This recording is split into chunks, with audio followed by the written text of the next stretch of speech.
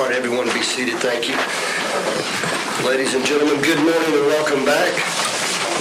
Guess what? The first question I'm going to ask of the day is, of course, over the long weekend, there may have been stories about this case in the media, and there may have been those interested in talking about the case. Was there any problem at all in that area? No one talked about the case with you, and you didn't discuss the case with anyone. And, of course, you didn't avail yourself of any information. All right, thank you very much. And we're ready to proceed. Yes, Judge. Yes.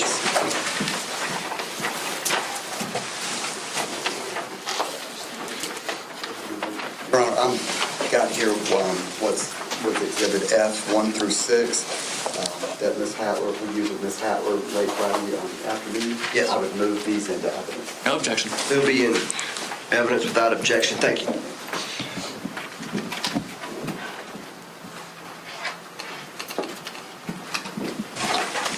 Could I have use of the screens, please? Thank you.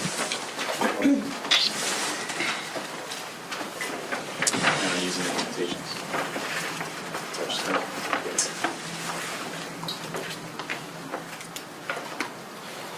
Just in case.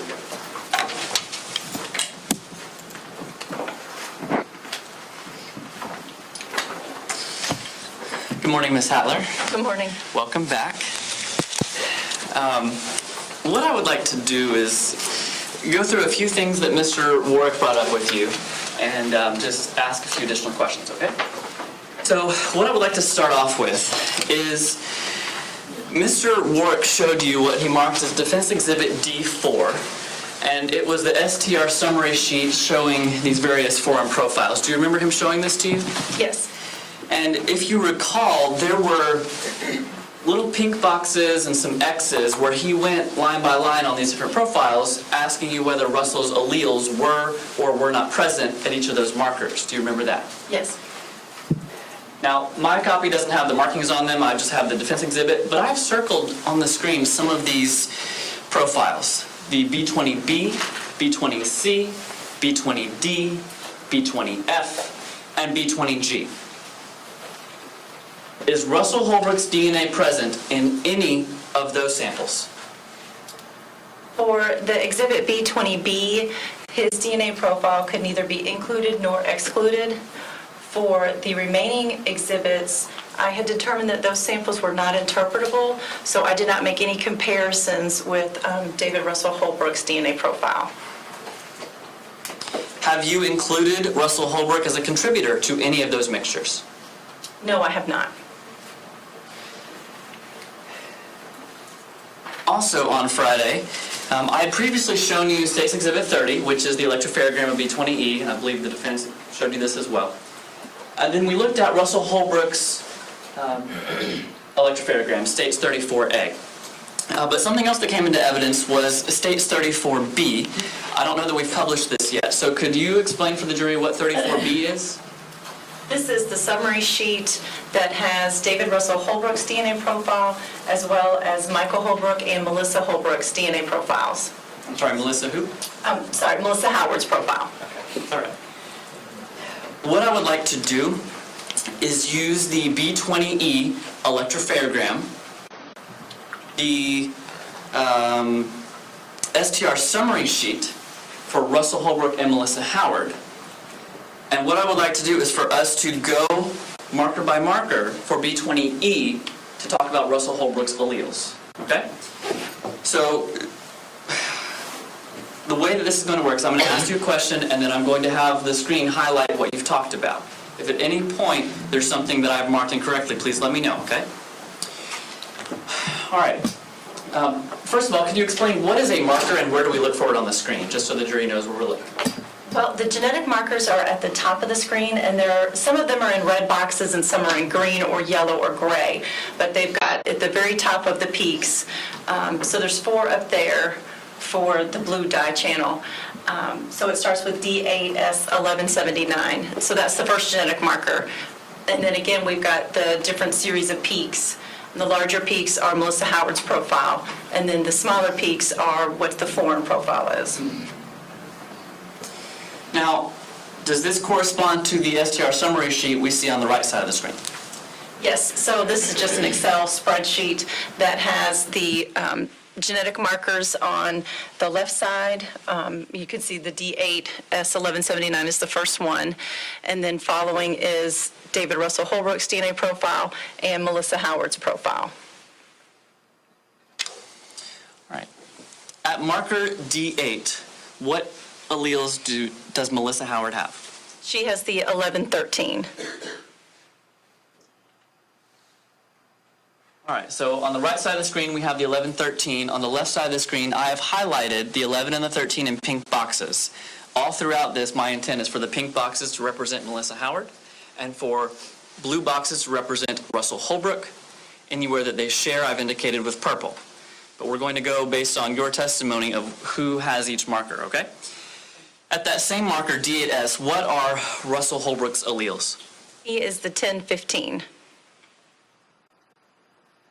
Now, I see in the summary sheet the 10 and the 15 that you just mentioned, but I see in this electropherogram there's a peak in the 10 position, but there's not a box below it. Why not?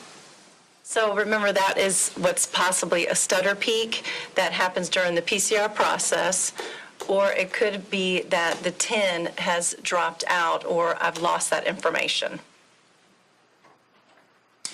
Moving on to D21, what alleles does Melissa Howard have? She has the 2832.2. And how about Russell Holbrook? He has a 3030.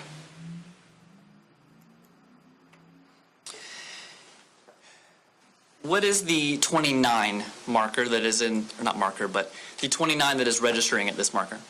So this is either a possible additional contributor or it's information from the instrument that I wasn't able to determine if it is a true peak or not a peak. Is the 29 stutter of the 30? Probably unlikely. It's proportional based on the size of the peak, and since the 30 is small, the 29, if it is stutter, would be much smaller.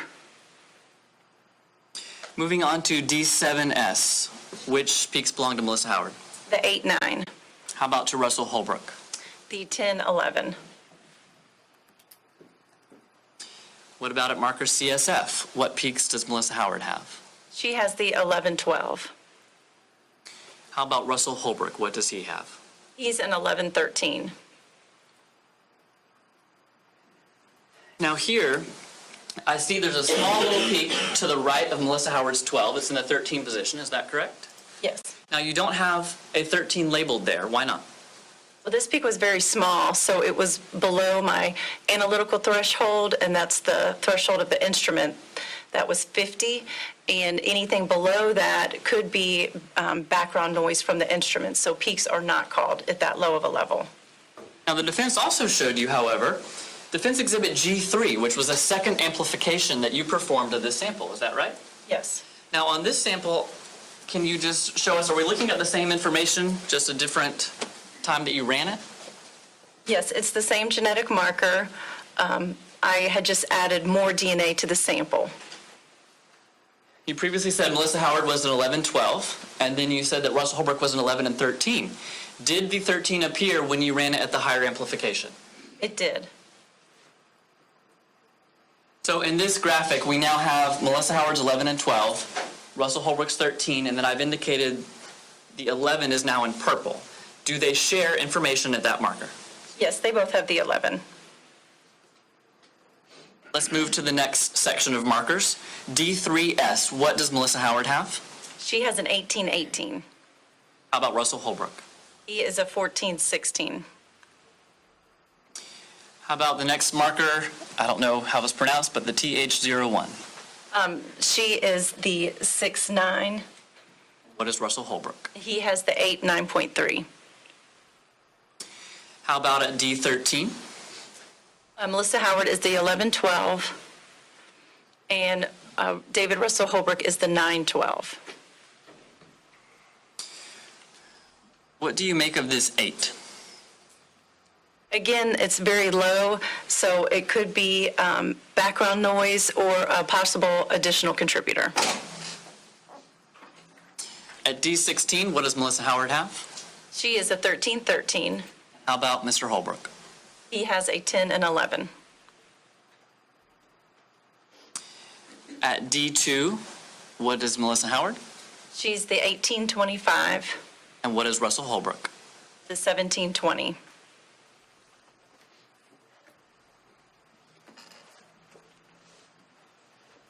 In this next set, could you tell me D19, same thing, what does Melissa Howard have? She's the 1416, What does Russell Holbrook have? a 1414. VWA, which one is Melissa Howard? She's the 1418. How about Russell Holbrook? What does he have at that marker? He also has a 1418. At TPOX, what is Melissa Howard? She's the 89. What is Russell Holbrook at that same marker? He is a 88. At D18, what is Melissa Howard? She's the 1217. How about Russell Holbrook? What is he? He has a 12 and 13. This is another situation where I see a very small peak next to the 12 in the 13 position, but you don't have it labeled. Why not?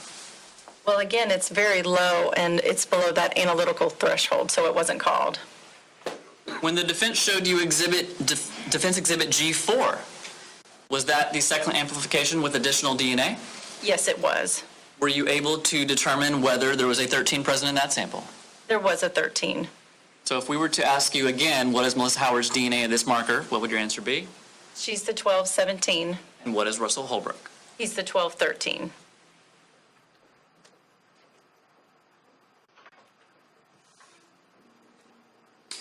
All right, these final three markers. What is amelogenin? Amelogenin is one of the gender identification markers. It actually codes for your tooth enamel, but it will tell us the sample is from a male or a female. So if you are XX, that means you're a female, and if you're XY, that means you're a male. All right, so here, because Melissa Howard is female, what is she? XX.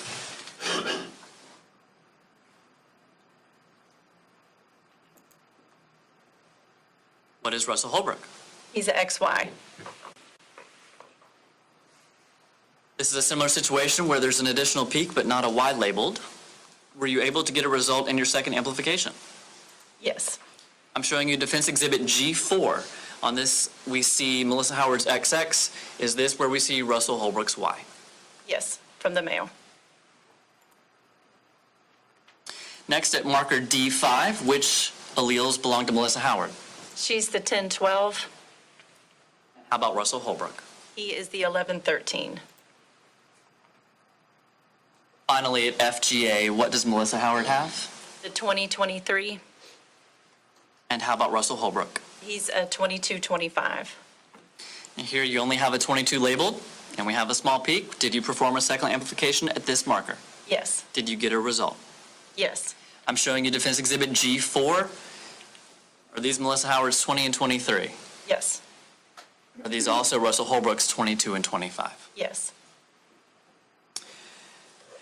I'm now going to show you a combined page with everything that we have just looked at. Have I previously showed this slide to you to speed up the process here in court? Yes. Does this slide accurately reflect all of the alleles for Melissa Howard and Russell Holbrook and the ones that they share in Exhibit B20E? Yes. Now, at the time you were analyzing B20E, what samples were you comparing? Well, I had a few different buccal swabs that I was comparing to. Okay. So when you were looking at the B20E mixture, did you have Melissa Howard standards? Yes. When did you analyze B20E? The first time. In September of 2015. Now, looking at the screen, of the colored boxes that I have on the screen, which ones did you know who they belonged to back in September of 2015? Well, I only knew the pink boxes. Did you have Russell Holbrook's standards at the time? No. When did you get his standards? Not until May of 2016. At the time you first developed the profiles in B20E, did you have any way of knowing that Russell Holbrook's alleles would match at all of these blue and purple boxes? No.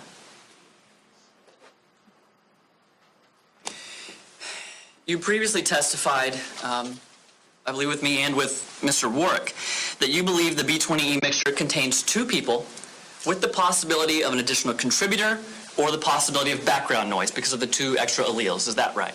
Yes, that's correct. For this next question, let's say it was three people. All right, Mr. Warwick asked you questions about that. Doesn't that mean three? Doesn't that mean three?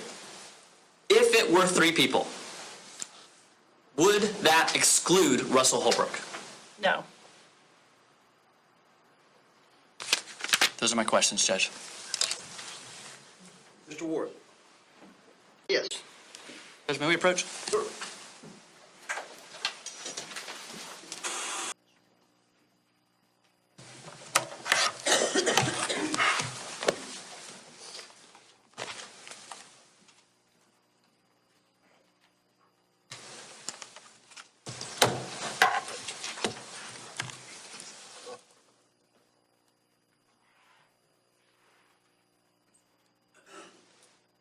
Mrs. Hatler, you just testified that that 29 right here on B20E, that it could be machine noise. Is that correct?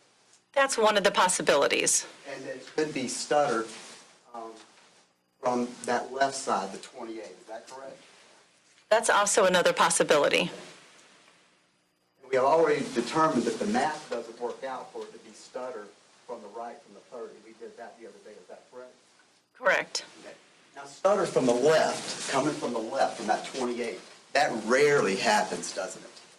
Well, it can happen, but it's at a much lesser percentage, where I'm sorry, I didn't mean to interrupt you. to the one side it could be 6 to 12%, to the other side it could be around 3 to 5%. But it rarely happens from the 28 to the 29, is that correct? It really is dependent on how much DNA is present. The more DNA that is present and those higher the peaks are, the more you may see that additional stutter. But it doesn't happen every time. And machine noise, that rarely happens, is that correct? Well, it can happen, especially because I was doing a higher injection time with low-level DNA. It's just another possibility. But machine noise rarely happens, is that correct? It really does depend. Thank you. That's all. And Mrs. Mr. Hatler, Warwick, thank you. That's all. Would you like to approach?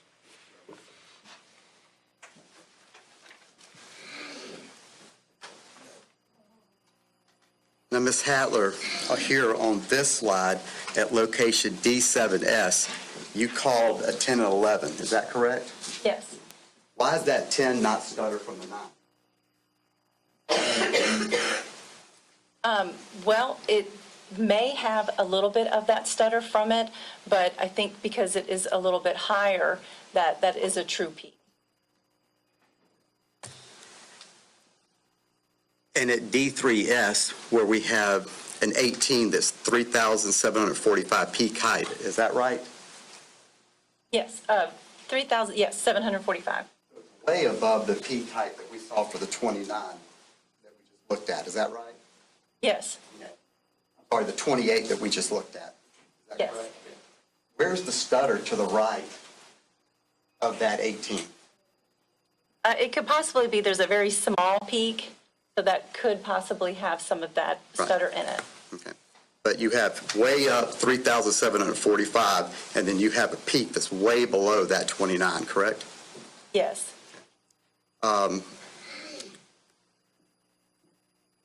Right here at location D13, you have a 1368 peak height, is that correct? Yes. For the 12, right here at the very right. Where's the stutter to the right of that 12? That 12, sorry. Where's the stutter to the right of that 12? I don't see a peak after that. Okay, and where's the machine noise to the right of that 12? It looks like that channel was very even at that marker. And at TPOX, there's a 9 that has an 1110 peak, is that correct? Yes. Where's the stutter to the right of that? There may be a small peak after that, but I'm not seeing very much information after it. This 9 peak is way above what that 20, not way above, it's about similar height to what that 28 peak was. Is that correct? Yes, I think so. And that little bitty blip there is way below that 29. Is that correct? Yes. Where's the machine noise? It looks like it's pretty even. You can see just a little bit of a thicker black line for the whole line. I have no further questions, Your Honor.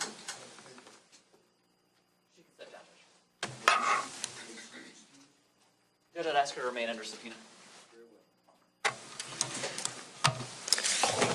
State calls Sukhan Warf.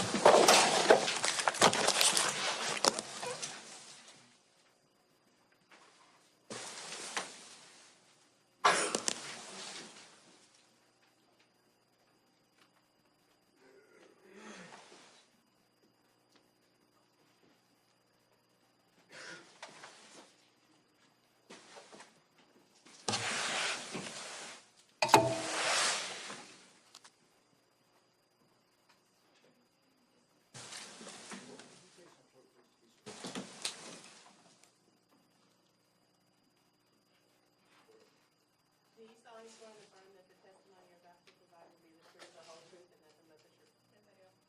Please have a seat and speak clearly into the microphone. Yes, sir. Good morning, ma'am. Would you please introduce yourself to our jury? My name is Sukhan Warf, that's spelled S-U-K-H-A-N, Warf, W-A-R-F, and I am a crime laboratory analyst for the biology section in the Jacksonville region of the Florida Department of Law Enforcement. How long have you worked for FDLE? 16 years. Could you describe your educational background for the jury, please? I obtained a bachelor's in biology from the University of North Florida, and then I also went on to obtain a master's in forensic DNA and serology from the University of Florida. Did your formal education include the study of DNA? Yes. Have you received any specialized training at FDLE applicable to your job as a forensic DNA analyst? Yes, in order to train somebody for the specific duties we'll be doing at the laboratory, FDLE puts its analysts through a very in-depth in-house training program that I underwent. Are you required to perform proficiency testing as part of your job? Yes. How often do you have to take those tests? Twice a year. Can you describe the proficiency testing process? A proficiency test is an examination. It's a set of unknown samples and a mock case scenario that we receive and do the same kind of DNA testing that we would do on casework, the same kind of screening exams, and all of the DNA tests that we perform in casework. So it's a pass-fail. I report my results. Did I get the correct results on the examination or not? Have you ever failed a proficiency test in your 16 years at the Florida Department of Law Enforcement? No. Is the FDLE lab in Jacksonville accredited? Yes. By who? The current accreditation is by, we call it ASCLD Lab, the American Society of Crime Laboratory Directors Laboratory Accreditation Board.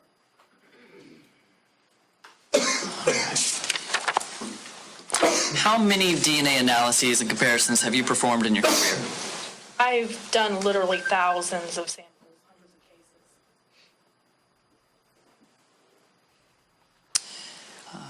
cases. Have you previously testified as an expert in the field of forensic biology and DNA analysis? Yes, How many times? about 80 times.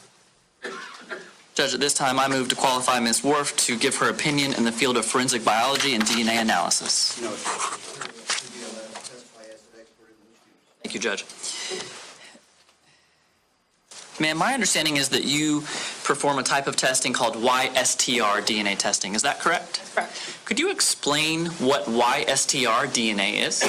The Y-STR DNA is different from the autosomal or the normal DNA testing in that it targets male-specific regions. It's only targeting regions on the Y chromosome, which are only present in males. So it can be of particular use whenever you have a female-male mixture and you want to isolate the male component of that DNA. It's different from the autosomal DNA testing in that it's not as informative. It's not a unique profile.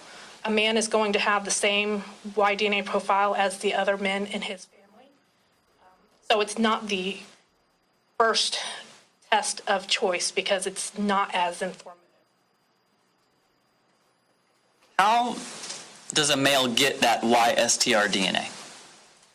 The male is inheriting his Y chromosome from his father, and that's what makes him a male individual. So all of those markers that are present on that Y chromosome are going to be passed down to a man's son. So that's why that DNA profile is expected to be the same for a father and son and anybody in that patrilineal line. As part of your analysis, do you calculate statistics? I do. Would you please describe how you perform a statistical analysis? So for the Y-DNA testing, the statistic analysis is different than the autosomal and normal DNA because they are not unique occurrences, because they are linked. All of these Y markers that I'm testing are linked together and inherited as a whole. So we can't apply the same kind of statistics to them. So what we do with the Y-DNA is it's very simple, actually. It's just the counting method. It's a comparison of whatever DNA profile that I obtain to a database that has a collection of male DNA, Y-DNA profiles, to see if we see that profile in there. So the DNA database that I use for comparison has almost 33,000 male individuals. And when I do my comparisons, it tells me how many times the profiles were seen if I have a comparable profile. What training or sources have you used to learn about that population database? Well, when I was undergoing my training for doing the Y-DNA testing, there were articles, there's peer-reviewed journals that are read on the topic, and this incorporates all of the Y training being part of it. There are recommendations that were published by SWGDM, that's the Scientific Working Group on DNA Analysis Methods. This was a group of individuals, a committee that came together to make recommendations on how to handle both Y-DNA testing and the reporting of them and how to apply the statistic analysis to it. Has that statistical database been validated? All right. With that background information, I'd like to talk about the specific evidence that you analyzed in this case. When did you personally become involved? I did my analysis in 2016. The first time I had worked with the evidence was on March 7th in 2016. What were you requested to do in this case? I was asked to compare samples that were worked from a sweatshirt to samples from Michael Holbrook to see if I could determine if there was any linkage. All right. What did you receive to analyze?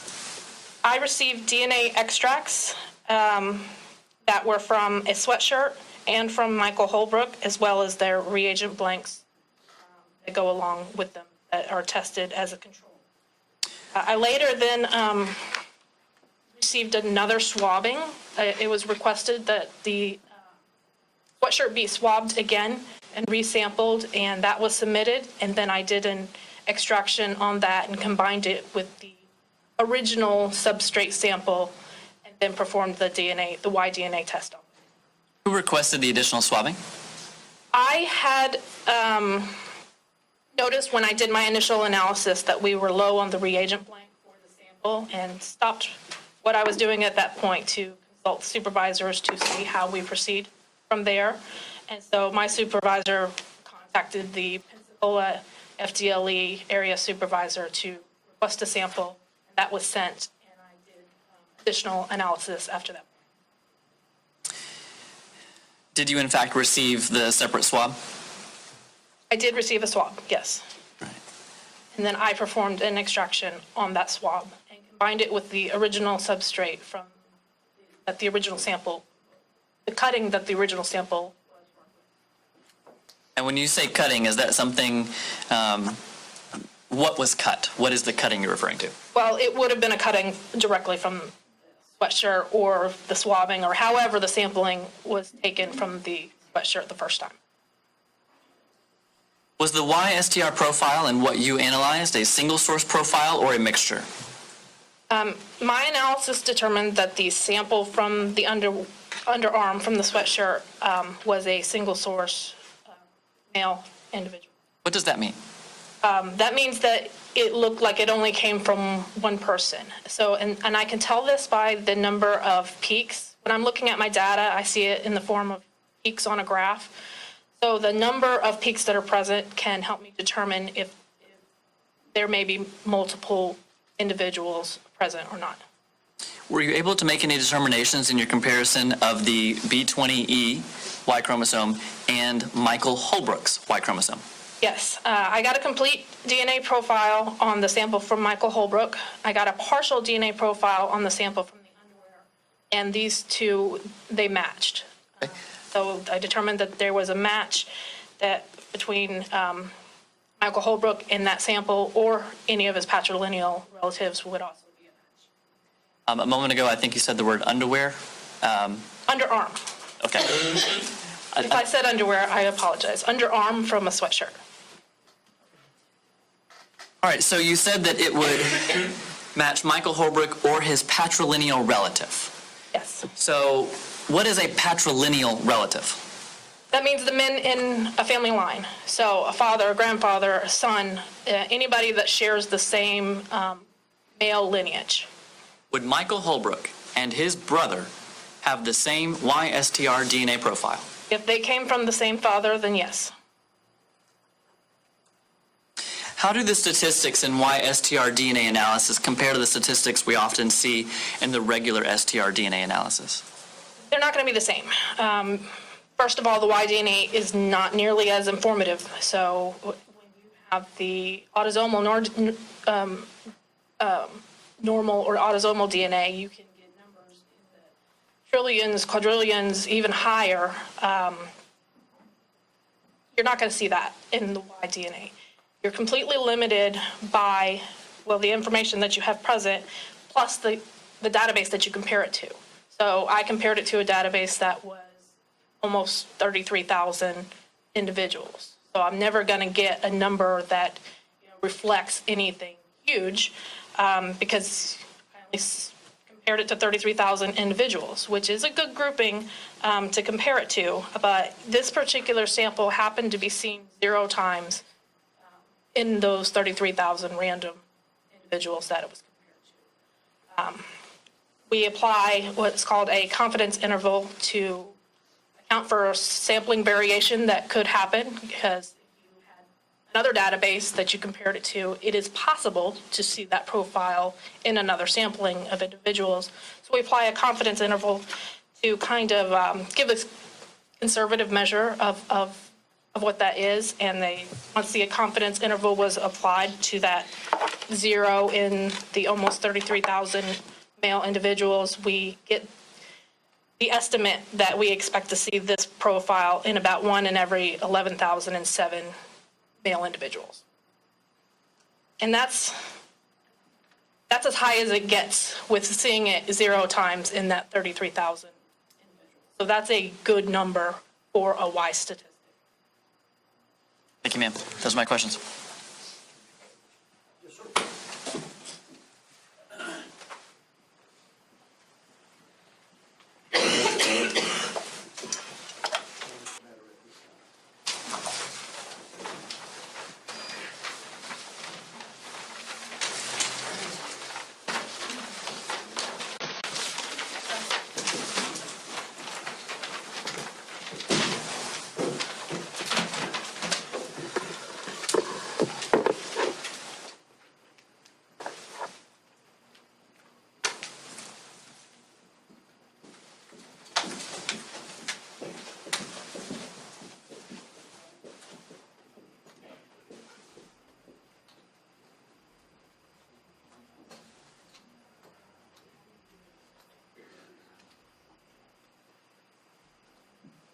All right, everyone can be seated. Mr. Wark, you brought up something that I think is worthy of discussion at this time, sir.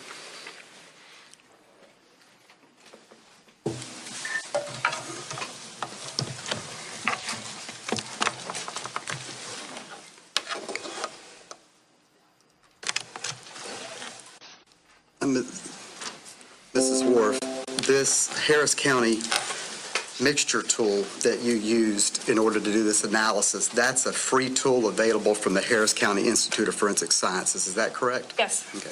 And if that is what you see on that website right there, the US Y-STR database, that's where you can download that from, correct? Yes. Okay. So if I click here, and anybody in the world can do this, is that correct? Correct. So long as you have internet. Yes. Okay. And I will save this to a thumb drive.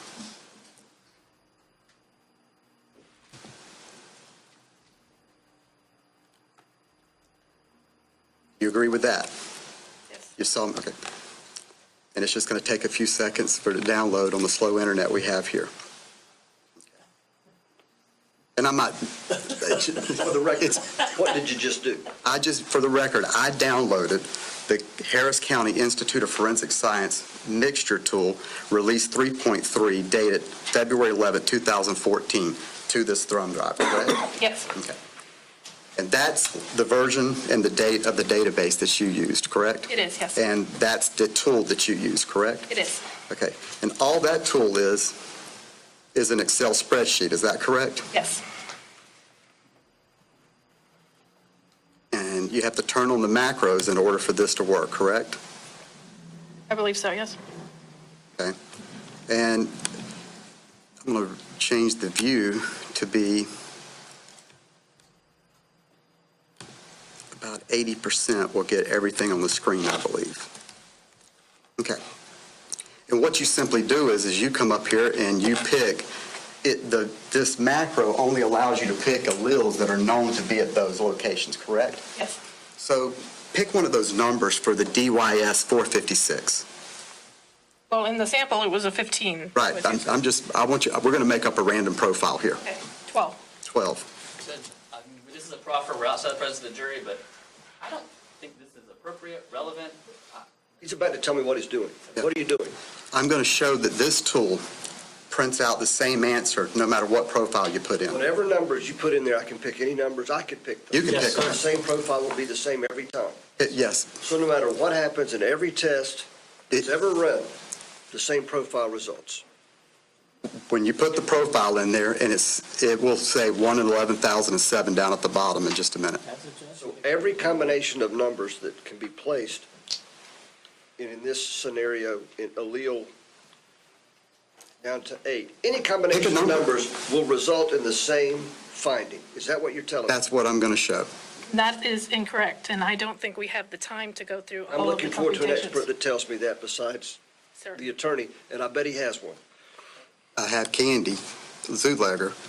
She's going to explain, I think you're anticipating that Ms. Zulegger is going to explain that this methodology is flawed because it doesn't matter what the input is, the result is the same every time. Yes, That's Your what I'm Honor. understanding you to say. Is that right? Yes, Your Honor. Okay.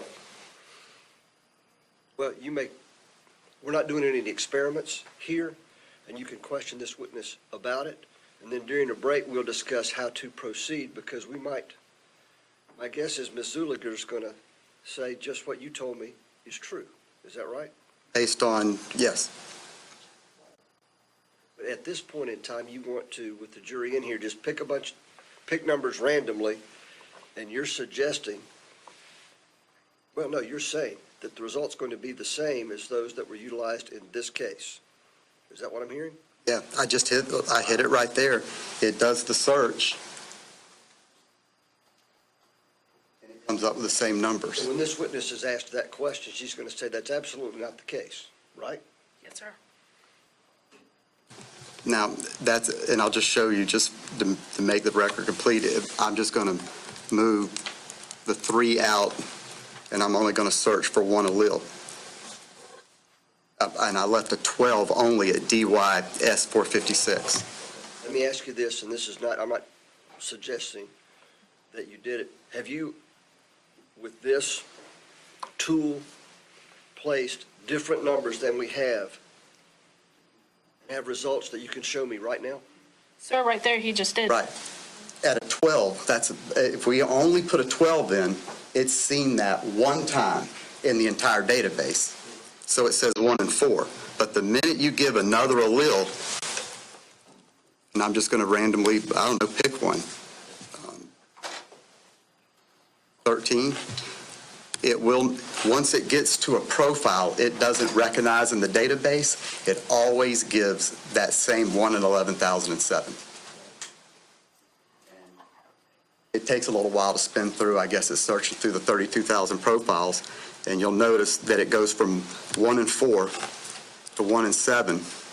Then, it has that particular combination a couple of times in the database, one time in the database. If questioned, is this witness going to testify that this is a methodology that's utilized and approved by all labs and all courts that deal with this? Is that what she's going to say? What she's going to, I don't know the answer to that. Somebody better know the answer to that. Yeah, and you can see when I put that third allele in, it goes to Does 11,007. anybody know the answer to my question? Is this an approved methodology for determining that which we're testifying to in the ultimate issue in this case? Sir, this is a calculator that is based on the approved calculations. All it is doing is comparing it to the US Y-STR database, which is absolutely the STR database, Y-STR database. This is a calculator. Yes, this is a calculator.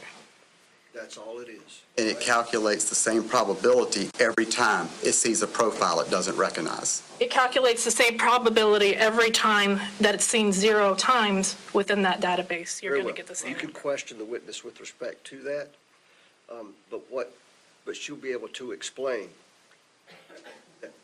Thoughts, Mr. Drake? Judge, there's some things that he's been telling you that are not accurately being reflected on the screen. There's a lot of things he's been telling me that aren't reflected in what we've seen. The jury hasn't heard any of them, but I have. Yes, Judge. Go ahead. For example, he put in the 12 and he said it only saw it one time. No, it said it saw it 7,200 times. I know. And you expected every 1 in 4. Then he added the 13 and it saw it several thousand times. We expect to see. He wasn't intentionally disingenuous, Yeah, I but it wasn't. was inaccurate information that once again was brought to my attention.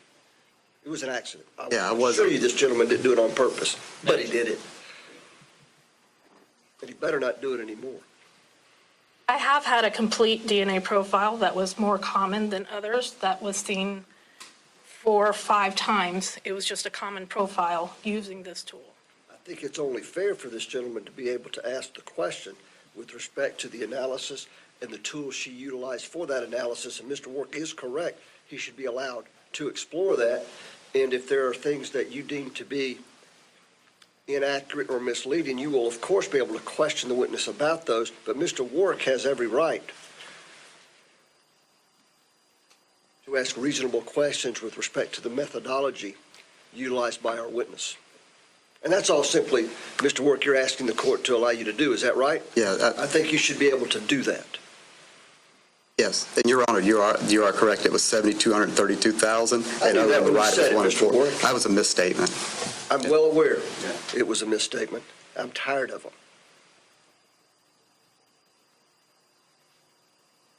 We'll be back in 10 minutes when everyone decides they can be more honest with me. We'll take this up at that time. All rise, please.